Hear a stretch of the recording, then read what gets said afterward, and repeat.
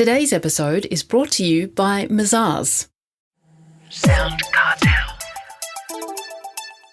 If you could earn a degree in procrastination or just find that there's never enough hours in the day, then what could be better than learning how to control time from the Time Lord? From SoundCartel, I'm Nicole Goodman, and this is Business Essentials Daily.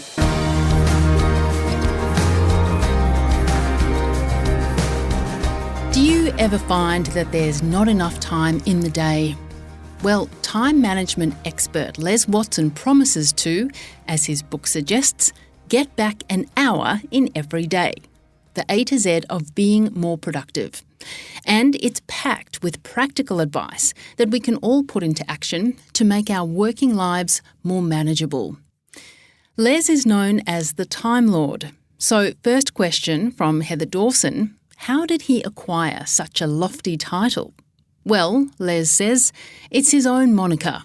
He was looking for just the right title for himself in his own business. I was doing business cards, so anyone could be a manager or an owner or a director, and I was going to bed and I was about to put my head in the pillow and I looked up and said, God, it's got to be something to do with time, Lord. Time Lord! And we laughed ourselves silly. It's like that was it. It went from there. Les Watson, the Time Lord. Well, now, managing time, it should be so easy, shouldn't it? But why do we find it so hard to manage time? Because it's on us all the time. We cannot escape it, and it's a control issue because a lot of us feel out of control with our time. And if we're out of control, you feel the pressure, things don't get done. So it's really to do with your own ability to control time. So what are some of the typical time wasters in a business person's day, do you think? Well, let's go to the basic one, and that's email. So a lot of us have a real challenge with email, and it annoys us, it takes over our day.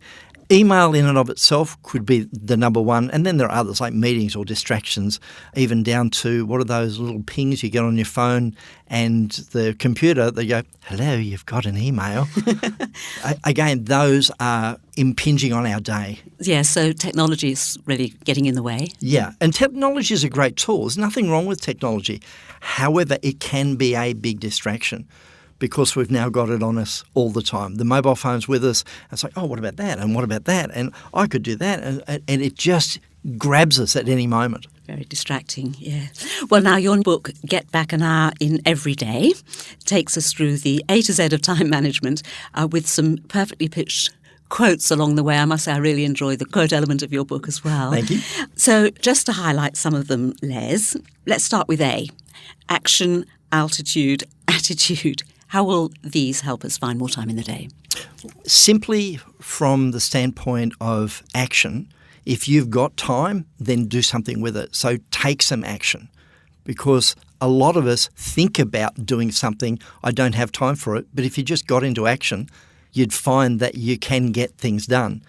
The second one that you mentioned was altitude. Sometimes rather than in the quagmire of everything, come above it. Let's have a look at where you're going. What's the focus? What's the vision? So give it a big picture aspect to it. And the other one is attitude. So with attitude, what's your attitude as you roll out of bed of a morning? Is it, oh, here we go again? Or is it, no, I've got this, let's go? So attitude plays a big part in you being able to handle the time in the day. Okay, moving on to the B's, and you highlight there the importance of balance, including taking a break. So do we all need more balance in our lives? All of us need more balance. A lot of us is taking our work home, that email on the phone, so we're taking it with us. And I will say to people, what about the delineation between home and work? So is there a delineation for you? Can you leave work at work? Can you leave the mobile phone, turn it off? Can you leave it aside? Can you just do life at home without having to do work at the same time, or having to go back to it, have dinner and then go, I'll just do a couple more emails? It's like, no. Give yourself the opportunity to do 8 hours a day, 7.6, whatever that is for you, and then go home and have a break. A lot of people are heading towards this thing called, how can you do a 5-day week in 4 days? And that's, again, getting it done, called let's get it done, and then we break, and you've got 3 days off rather than than the normal 2. Now, you learned all this quite quickly, Les, didn't you, when you started your own business and became preoccupied about where the next dollar comes from. So you do empathise with business people quite closely. Big time, big time.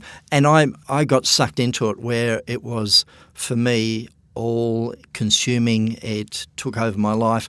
And my wife will tell you the story that I didn't give her the attention. I was always focused on where's the next deal, where's the next appointment, where's the next person that I can interact with the possibility of gaining more business. And I needed to come away from that, actually stop it and take a real hard look at myself and my business practices to get that opportunity to go, no, it's not all about work. Okay, now one of the C's is concentrate. And you mentioned the value of single task focus, as you call it. Is multitasking a time management sin? Nowadays, yes. The more you can focus on the one task, the better it is. And studies have proven it, that multitasking, you get a lot of things done, but not to the level that you would like. So the opportunity now is to go, what is the one thing I need to do today? Or what's the one thing I need to do this hour, and get that done. So once you've done that, you go, okay, I've done that, move on. I love the Peter Drucker quote you include in your book, Les, which says, efficiency is doing things right, effectiveness is doing the right things. And he does have a point, doesn't he, that there's no point being busy doing the wrong things. No, you need to keep the main thing the main thing. And I talk about it from the standpoint of don't major in the minors. Let's come out of the paper clips. Yeah, but no, let's lift ourselves up and really start to look at what are the big picture things and look at that rather than just seeming to be busy. And along the same lines, don't spend a dollar's worth of time on a 10-cent decision, from Peter Turler. So you have to be pragmatic in business life. Yeah, my reference point of that is paper clips, and everyone's got them. And it's a matter of, are we focusing on these things over here or paper clips, or are we coming up into a planning perspective, looking at the big picture, and what's your time worth? Should you be playing in the paper clips? Are you the person that should be looking at where the next deal's coming and delegate those small things onto other people? From the Ds, you offer 4 Ds to help us avoid being overwhelmed by task. Do it, dump it, delegate it, or diarise it. And that came out of priority management. My training was way back in 1985 with one of the doyens of time management, David Allen, who wrote the other book on time management, not this one, but the other book on time management called Getting Things Done. And then from there, I also dabbled in priority management, and out of there was the 4 Ds: do it, dump it, delegate, and decide when. And I look at that from an email perspective. As an email comes in, you need to be the leader. Do it under 2 minutes, delegate it. It's spam, so dump it. Or if you're not going to do it now, can you decide on when you're going to do it, put it into a diary system, and then follow up on that when it pops up? So you can do that with email, and you can do it again with paper. A piece of paper comes, you open the envelope, and there's the piece of paper.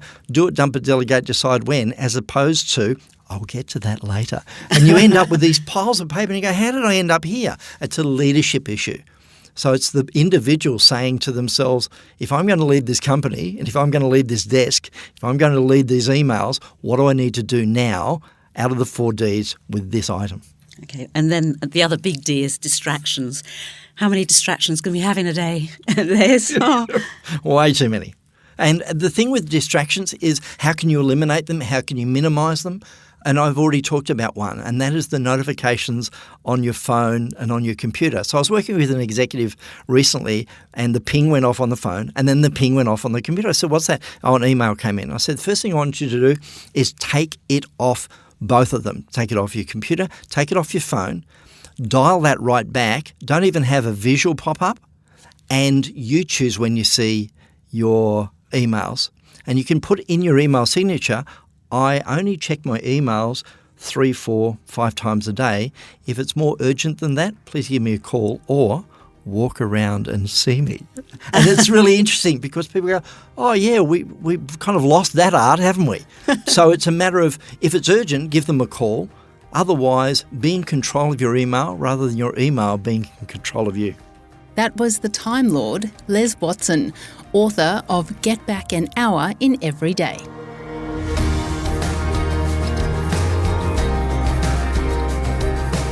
This episode of Business Essentials Daily is produced by the team at SoundCartel. Thanks for listening. I'm Nicole Goodman. We'll bring you more Be Daily tomorrow. Follow @BE Daily Podcast across social media and head to bedaily.com.au for more from the Business Essentials Daily podcast. SoundCartel. This episode was brought to you by Mazars. To find out more, visit mazars.com.au. That's mazars.com.au.